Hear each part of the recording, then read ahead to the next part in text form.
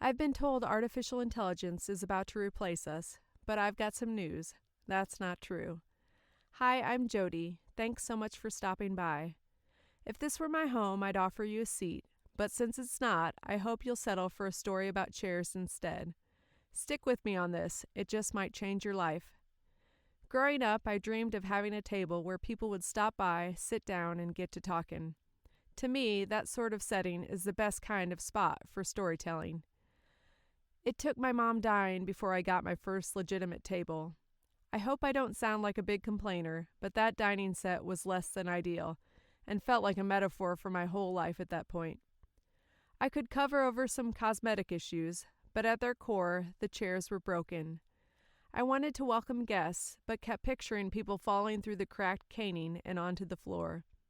I told myself to go to IKEA and get chairs I could easily assemble, but hated to waste what I had. Besides, my love for storytelling started while sitting around my grandparents' table, so I wanted something with that similar farmhouse feel. The cynic in me thought of what I'd dreamed for, comparing that to my reality, which appeared embarrassing, broken, and unstable.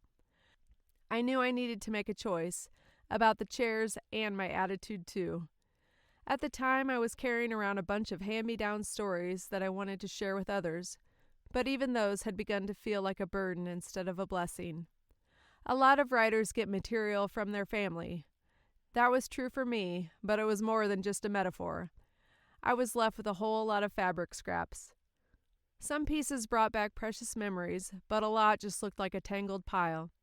I wondered if I'd be spending my whole life sorting through projects that other people had left unfinished. I could have scrapped everything, but I'd been thinking about how Jesus said he'd been sent to this world to bind up the brokenhearted.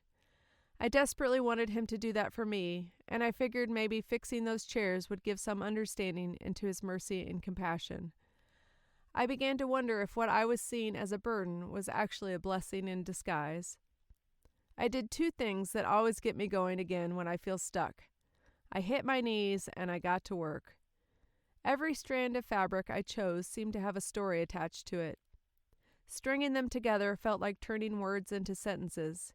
Even the scraps I didn't like took on a certain unexpected beauty when paired with other pieces. The weaving required keeping a careful amount of tension.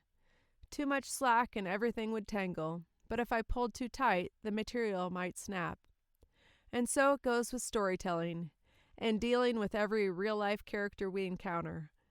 Think about the kind of tension that comes from the infamous phrase, "I just want you to be happy."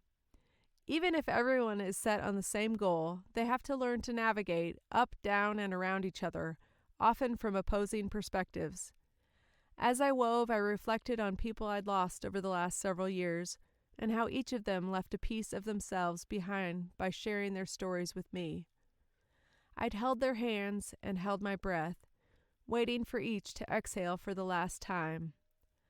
I hadn't known, until I saw with my own eyes, how much beauty there can be upon a deathbed.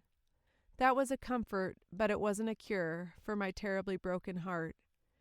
I'd been clinging to the truth found in Psalm 34, "The Lord is nigh unto them that are of a broken heart." I knew my Heavenly Father was near and hadn't abandoned me in my brokenness, no matter how alone I felt.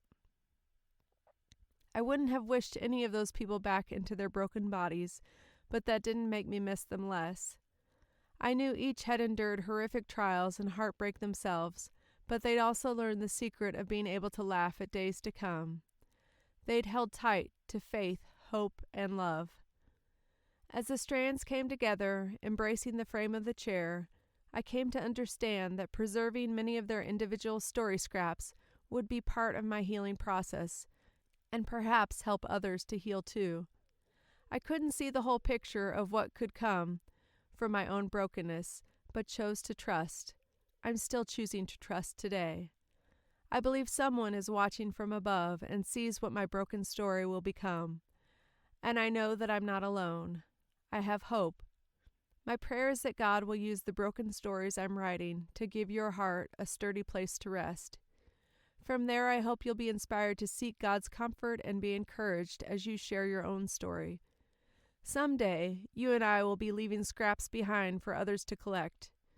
They will sit around tables and talk. what kind of tales will they tell? I find great comfort from these words from the Bible. For all things are for your sakes, that the abundant grace might through the thanksgiving of many redound to the glory of God.